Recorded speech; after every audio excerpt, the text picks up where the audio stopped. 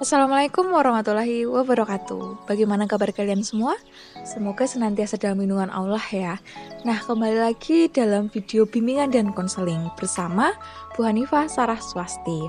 Pada kesempatan kali ini kita akan membahas tentang siap sekolah di era new normal. Kira-kira kenapa kita perlu membahas hal ini?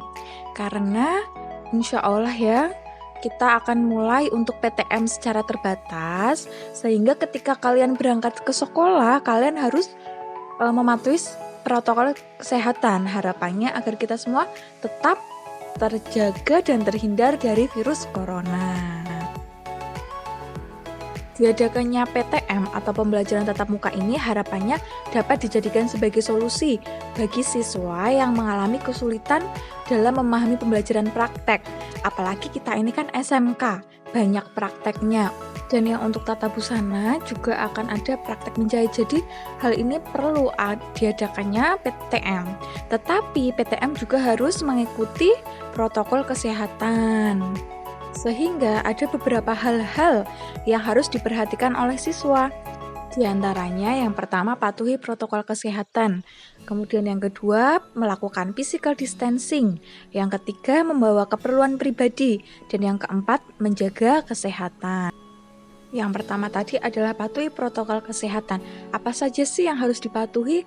Yang pertama menggunakan masker. Silakan diusahakan menggunakan masker 2 rangkap. Yang pertama adalah masker kesehatan, yang kedua adalah masker kain. Tujuannya agar lebih optimal perlindungan kita. Kemudian yang kedua, cuci tangan dengan rutin. Kita sudah menyediakan wastafel dan juga sabun. Kemudian yang ketiga, cek suhu tubuh. Jadi sebelum masuk sekolah silakan cek suhu tubuh di depan sekolah. Kemudian yang keempat, bawa hand sanitizer. Ketika kalian jauh dari tempat cuci tangan, maka kalian bisa menggunakan hand sanitizer untuk membersihkan tangan kalian. Lalu yang berikutnya adalah lakukan physical distancing. Yang pertama tidak melakukan kontak fisik. Jadi yang biasanya kita saliman nih antara guru dengan murid maupun kalian dengan teman-teman, maka untuk salaman kita dapat dengan namaste gitu. Jadi tidak bersentuhan. Kemudian yang kedua menggunakan transportasi sendiri ini sangat diusahakan. Silakan membawa motor, boleh membawa motor sendiri. Tetapi yang tidak punya motor ya tidak apa-apa menggunakan angkot. Yang penting tetap menjaga jarak. Lalu yang ketiga adalah tidak berkerumun. Biasanya kalian kan bergerombol tuh sama teman-teman. Nah sekarang ketika di sekolah kalian tetap harus melakukan jaga jarak gitu. Lalu yang berikutnya adalah membawa keperluan pribadi. Apa saja sih keperluan pribadi yang perlu dibawa ke sekolah?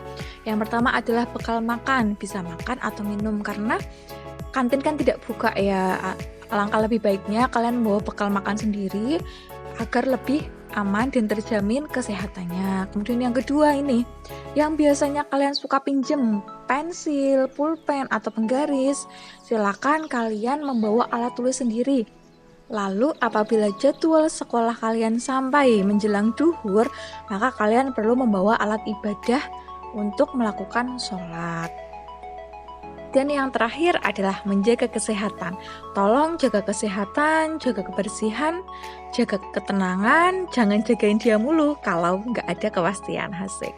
Jadi silakan menjaga kesehatan dengan cara makan teratur, minum vitamin, jangan begadang. Oke?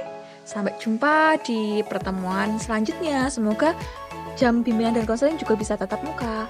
Sekian dari Bu Hani, semoga bermanfaat. Wassalamualaikum warahmatullahi wabarakatuh.